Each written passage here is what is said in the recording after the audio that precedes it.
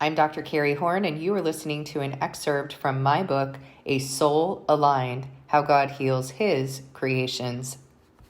Self. I began in this world as a soul with a tender heart and a loving spirit, sensitive to the suffering of others and desiring to help to bring relief and joy. I took some hits because of God's purpose in me, but nothing that was not known and directed under the sovereignty of God and His plan. I was born to two earthly parents who knew no way of healing from their unresolved suffering. And so they acted out their traumas on each other and through their children. I know now that God's purpose in me was to help His children to thirst for Him, and He would accomplish this in me through my heart's desire to bring relief and joy to His children, the desire He placed in my heart for the purpose for which He has set me apart. Good exists in me, but by Him. So none of us can claim to be an altruistic servant of God. We serve Him because He chose us to serve Him. We love because He is the love in us. He is the potter, we are the clay, and He has been molding us to submit and be built for His purposes. We're nothing but clay until the potter makes us into something beautiful for His purposes. We were formed from the dust, and to the dust we will return, and this is what we acknowledge when we put on sackcloth, dust, and ashes, that we are nothing but by Him, by what He builds us to be. God has been building His lampstand in me through my own experiences of unresolved suffering as I unsuccessfully pursued relief through worldly means and disciplines.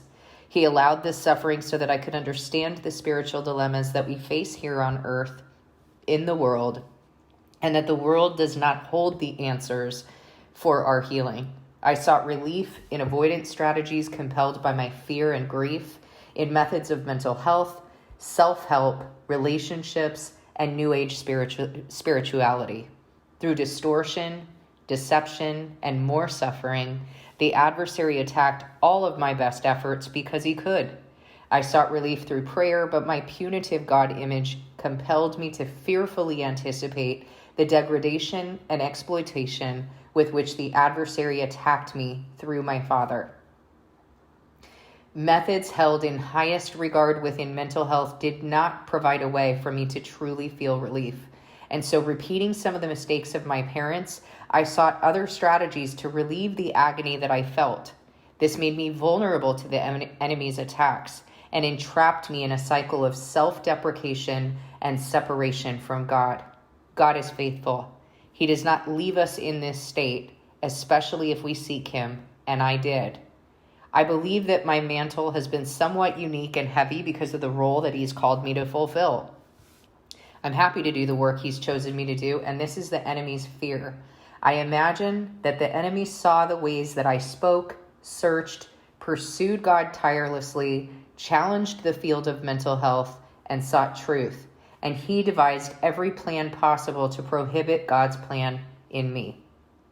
Satan knew that I was not his, though I was handed over to him for a time for the destruction of my flesh, so that I would finally submit to God's training of my heart and spirit. Our resilience in Christ makes the adversary desperately fearful, and he attacks us in every way he can to stop, discourage, and destroy God's plan in us, and to prohibit the sharing of our testimonies, which are required in order to triumph over him. The enemy did this by activating my unresolved traumas to compel me towards self-defeating behaviors, establishing ungodly connections, attacking what is most precious to God and me, and to destroy me. I used distractions to avoid my pain. I used relationships inappropriately to require others to fix what was mine to heal. I sought a facade to convince myself that I was what I looked like rather than whom I felt like. The enemy had a field day with these lies of the world that I lived out. The more I lived the lies, the worse I felt, and the worse my health became. The more I worked on myself, the more accusations the adversary slapped me down with regarding my self-worth. As we work on our personal relationship, there's something we need to understand about our true self. Any identity or selfhood that is established apart from God is a fallacy, a false self. And the pursuit of false self is a default to us to choosing the devil. The self of the world is another way of talking about the flesh. The desire of the flesh is for self. Thus, the more we work on a self apart from God, the more deeply we become entrenched in the devil's bondage. Our worth, esteem, and confidence are found in knowing our true identity in God, in the way he created us to be connected to him, in reliance, obedience, and submission, and in the purpose for which he has set us apart. Our own creation of a self that is distinct from God is a lie planted by the adversary to separate us from the very nature of how we were created to be in him and he in us. When we work on a false self, we yield false results. Now this I say and testify in the Lord, that you must no longer walk as the Gentiles do, in the futility of their minds. They are darkened in their understanding, alienated from the life of God because of the ignorance that is in them, due to the hardness of their heart. They have become callous and have given themselves up to sensuality, greedy to practice every kind of impurity, but that is not the way you learned Christ, assuming that you have heard about him and were taught in him, as the truth is in Jesus, to put off your old self, which belongs to your former manner of life and is corrupt through deceitful desires, and to be renewed in the spirit of your minds, and to put on the new self, created after the likeness of God in true righteousness and holiness. Ephesians 4:17 through 24. There are only two options in the truth of the spiritual realm to which we belong or contend. The first is be adopted into sonship with God, or two, be in bondage to the world and the devil in it. The autonomous self is a lie. When we reject Christ's proposal for adoption into sonship to his Father and identity in Christ, we have by default accepted the devil's bondage to him and his goals to steal, kill, and destroy us. Identity in Christ means that we believe and acknowledge that he has indeed purchased us. That is, we belong to him and he has all rights to us, to use us for the purpose for which he created us. Only because of his righteousness that he intends good for us, because he is love. We are not our own. Even if we choose to reject Christ, we then belong to the devil. We can never belong to self. What is a self? Absolutely nothing. Self-worth, self-esteem, and self-confidence are concepts of this world. They tell us that in and of ourselves we have an identity, and that we possess power to produce the fruit of the Spirit of God. Paul said, in this self-confident boasting, I am not talking as the Lord would, but as a fool. 2 Corinthians 11:17. What could we possibly have confidence in without knowing who we are as children of God?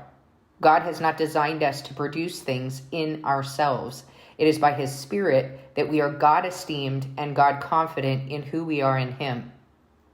Concepts of self, confidence, and esteem are distortions from the adversary within mental health, and they are why we can search and long our whole lives to feel these states of self-worth, self-esteem, and self-confidence to no avail. Belief in ourselves is rooted in the adversary's distortion of our capacities, identity, and power apart from God. Created in him, and we do not exist separately from him as an autonomous self. Our true being is only found in connection with our Creator. Thus, we could not possibly feel confidence, worth, or esteem apart from him. As he builds our confidence in him, we gain confidence in his will in us and in our worth because of the love he pours into us. We are a part of him that can only feel whole when our souls are connected in him. This is what it means to be God-fearing, to fear separation from him. For to be separated from him is to live in darkness, deception, and fragmentation. Our identity is in him, so there can be no self apart from God. I used to lament and ruminate over rejections by people in my life. I was so plagued by shame, self-doubt, and self-loathing, and I would chase those people, prostrate before them, apologizing for things that were not even my wrongs, pleading for their acceptance and validation of my worth. The world's definitions of self-worth apart from God are lies from the devil to cause us to live in and work on the flesh where he attacks us. Our worth is in Christ alone. Since Christ introduced himself to me, I have not felt the need to apologize for who I am or for his truth that I speak. I have not lacked confidence because my confidence is in him, not me. I have been convicted of my sins and cleansed my heart accordingly. But I am not in the bondage of the world's rejections of me, because I now know that rejection was the devil's rejection of God in me. God tells me that blessed are they who are insulted, persecuted, and rejected because of me. Matthew 5:11. In this day and age, rejection of truth and good is the norm. I do not want to be under any bell curve of normative life in this world. I choose Christ, and as I do, he shows me my worth. He shows me exactly who I am in him, a daughter of the Most High who has been given abnormal, supernatural courage, strength, power, and love because of the Spirit of God that he placed in me. There is no approval in this world that compares with the perfect love of our Creator. I will never go back to the hell of a self apart from God. For in him we live and move and have our being. As some of your own poets have said, we are his offspring. Acts 17:28. The following exercise is called identity. You're going to need a pen and a journal for this. As you write out your answers to the following questions, remember that you do not work on your heart with your carnal mind. You work on your heart with your heart and spirit, and God works on your heart through your heart and spirit by his Spirit. Take some time to drop from your carnal mind to your heart before answering the following questions. Take 5 deep breaths into your belly and empty out to God. He will bring back anything that needs to come back. How have my unresolved traumas been used against me by the adversary? What do I know thus far that God is doing to build me through those experiences? If you do not yet know, ask him. What do I know thus far about God's purpose in me? How has God built me for his purpose? How has God's purpose revealed itself in who I am? How did early hits on my spirit turn into unresolved traumas? What is my role in protecting my soul and conforming to God in me? What is the difference between myself, carnal self, and my identity as related to God, my true being in Christ?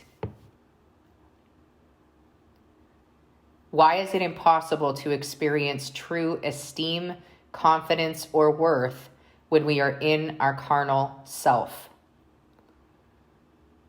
Ask God to help you to understand who you are in him. Sit with his Spirit and truth, his word, and journal what he tells you. If you have enjoyed this reading, be sure to check out the Heart Known series workbook that is used in conjunction with A Soul Aligned. Don't forget to like, subscribe, and comment below, and ring the bell icon for more videos like this. Thank you for listening, and God bless.